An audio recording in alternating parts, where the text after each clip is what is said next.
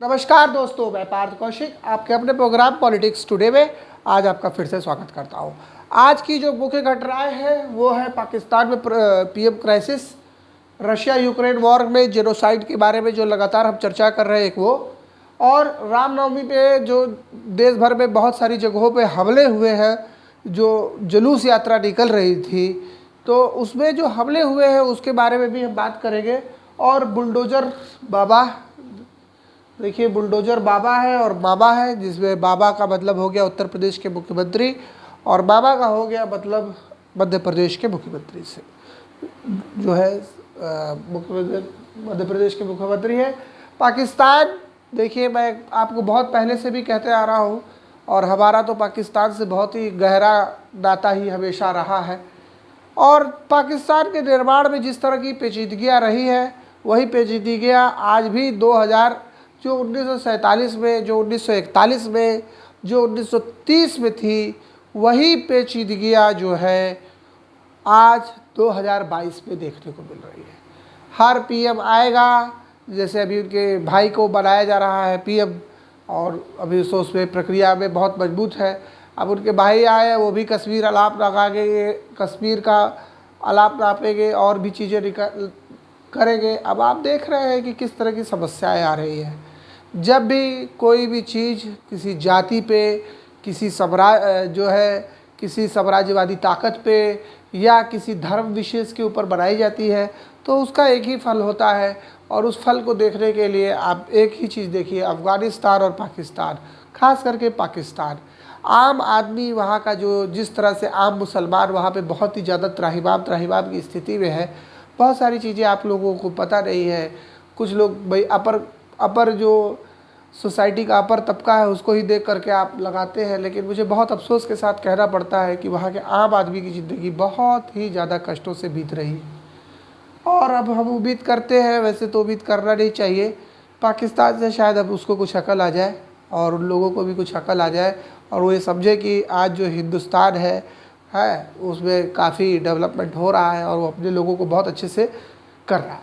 अब आइए देखिए रशिया यूक्रेन वॉर है ना। रशिया यूक्रेन वॉर में जो है, मैं आपको हमेशा से बताता रहा हूँ कि ये जो यूक्रेन जो है और जिस तरह से अमेरिका जैसे देश जो है लगातार उसको परेशान कर रहे होते हैं, बताते रहते हैं, कहानी बता रहे होते हैं।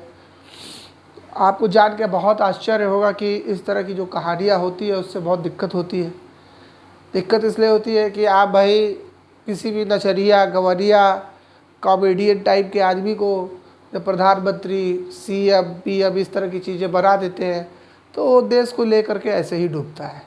और जिस तरह से लड़ाई चल रही है अब यूक्रेन, आप ये मान के चलिए कि 50 से 60 साल पीछे चला जाएगा और अभी भी इस युद्ध का कोई भी अंत होता दिख नहीं रहा। और जहाँ तक मुझे लगता है, हालांकि कुछ लोगों से मेरी बात हो रही थी रशिया वगैरह में और जगहों पे मेरी बातचीत हुई है इधर बीच, है ना। थोड़ा सा मैं वैसे तो मैंने उनसे हेल्प के लिए बात की है, लेकिन एक नई तरह की टॉक्स हम लोगों के बीच में हुई है। और उस टॉक्स में देखने के बाद ये मुझे समझ में आया है कि व्लादिमीर पुतिन की जो रिस्पेक्ट की भावना है, आप व्लादिमीर पुतिन को आज देखिए वो नंबर 1 लीडर है इस समय वर्ल्ड में, ठीक है। हालांकि बराक ओबामा को भी आप कह सकते हैं, हालांकि मैं उनका भी बहुत बड़ा आलोचक हूँ। जिस तरह से इस समय उनसे ज़्यादा मैं बड़ा आलोचक हूँ जो बाइडन का, कि जिस तरह से इन लोगों ने बेवकूफ़ी भरा पूरी दुनिया के जो है अपने स्वार्थ के लिए पूरी दुनिया को झोंक दिया है। और अमेरिका की जो वास्तव में मूल जड़ें थी उनको जिस तरह से खोखला कर रहे हैं, आने वाले समय में अमेरिका को बहुत सारी समस्याओं का सामना करना पड़ेगा। और अभी आपने हाल में ही सुना होगा कि टाइम स्क्वायर में बम ब्लास्ट भी जैसी स्थिति उत्पन्न हो गई थी। हालांकि अभी तक उसका मैं डिटेल एनालिसिस नहीं कर पाया हूँ, क्योंकि इंडिया में तो जानते ही है, थोड़ा सा जब आप काम करने लगते हैं, लोग पहचानने लगते हैं तो आपके बहुत सारी चीज़ों में रिस्ट्रिक्शन भी लाया जाता है। लेकिन कोई बात नहीं, उससे कोई फ़र्क नहीं पड़ता है, क्योंकि 36 सोशल मीडिया अकाउंट्स है मेरे पास और 36 अलग अलग प्लेटफॉर्म है। हर प्लेटफॉर्म का एनालिसिस करने के बाद ही मैं आपको बताता हूँ। गवर्नमेंट डेटा अलग काम करता है और जो प्राइवेट लाइफ होती है वो अलग काम करता है। फिलहाल रशिया और यूक्रेन वॉर में हम एक चीज़ देखते हैं कि रशिया जो है वो थोड़ा सा ह्यूमन नेचर की तरफ ज़्यादा जा रहा है और यूक्रेन जो है वो लगातार जो है पूर्वी इलाकों में ज़्यादा बम्बार्डिंग कर रहा है। अब जल्दी से यार वो वॉर ख़त्म हो जाए, हमारी तो यही बातचीत होती है। जो सबसे मेन मुद्दा है रामनवमी का जो जुलूस निकल रहा था, या जो शोभा यात्रा जिसको कहते हैं हिंदी में, वो जब निकल रहा था तो उसके ऊपर बहुत सारे लोगों ने मस्जिदों से, अपने घरों से मुस्लिम इलाकों में पत्थरबाजी की है।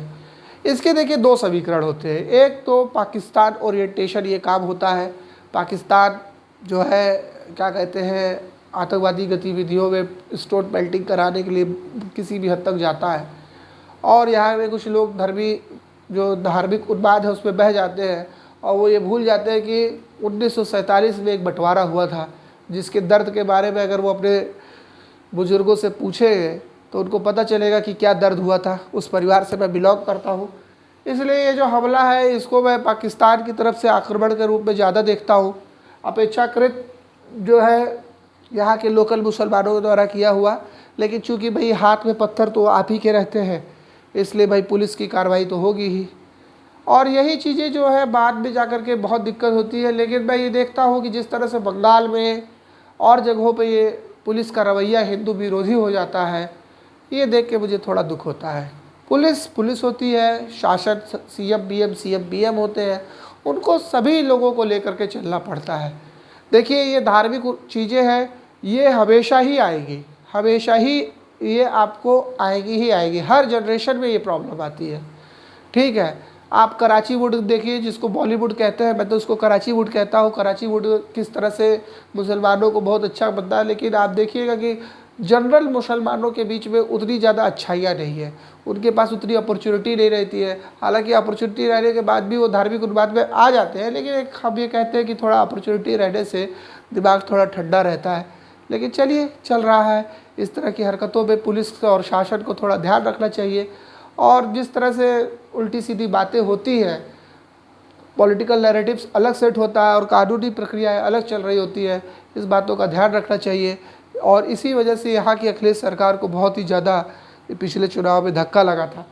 अब आइए बुलडोज़र बाबा, आज हमारे योगी आदित्यनाथ ने फिर से बुलडोज़र चलवाया। यूपी के बहुत सारे जगहों पे माफिया पे, भू माफिया पे जिस तरह से कार्रवाई हो रही है, मुझे बहुत अच्छा लग रहा है। और अगर ऐसी ही कार्रवाई अगले 5 साल में लगातार चलते रहे या 2.5 साल चले, तो मोदी जी को 2019 में आने से कोई नहीं रोक सकता है। और विपक्ष के पास कुछ भी नहीं है, आज वही पुराना मुद्दा लेकर के बैठे हैं, पेट्रोल का दाम घटाओ, रसोई गैस का दाम घटाओ। भैया सबको पता है क्या हो रहा है, पूरी दुनिया भी जिस तरह से आग लगी हुई है, तो क्या समस्याएं हो रही है ये सबको पता है। हाँ, एक नया हमारा जो निकल के आया है बुलडोज़र मामा, ये मुझे बहुत अच्छा लगा कि शिवराज सिंह चौहान ने भी बहुत ही एक्टिव जो है लेकर के डिसीजन लेकर के आगे बढ़े हैं, और उसका जो है निर्णय मुझे बहुत अच्छा लगा, बहुत अच्छा स्वीकार हुआ। और अगर एमपी में इस तरह की कार्रवाई होगी तो मुझे बहुत अच्छा होगा। 92 के जो दंगे हुए थे, मैं बहुत छोटा था उस समय, और मेरे जो है क्या कहते हैं फूफा जी हैं, उनके पैर में गोली लगी थी, है ना। और वो दंगे, चूँकि हम लोग की एक जॉइंट फैमिली थी, तो उस दंगे का दर्द भी हम लोग जानते हैं कि क्या हुआ है 92 में। हम लोग को बस यही कहना है कि भाई अपराधी को पहले ही अपराध में सज़ा मिलनी ज़रूरी है। और इसीलिए मैं बुलडोज़र को अच्छा कहता हूँ कि जब लोगों को ये पता चल जाता है कि भाई उनके ऊपर बड़े आदमी पे कार्रवाई हो गई है, तो हमारे ऊपर भी हो जाएगी। बस यही मैं चाहता हूँ कि पुलिस प्रशासन मजबूत हो, अपने आप ये देश शक्तिशाली होगा, अपने आप लोगों में सौहार्द की भावना आएगी।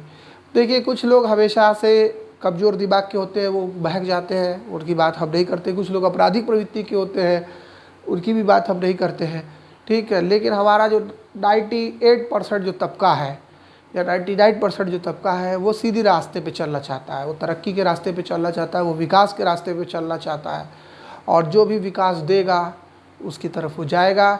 इसी के साथ आज पॉलिटिक्स टुडे में यही पे मैं समाप्त करता हूँ। बहुत बहुत धन्यवाद, नमस्कार।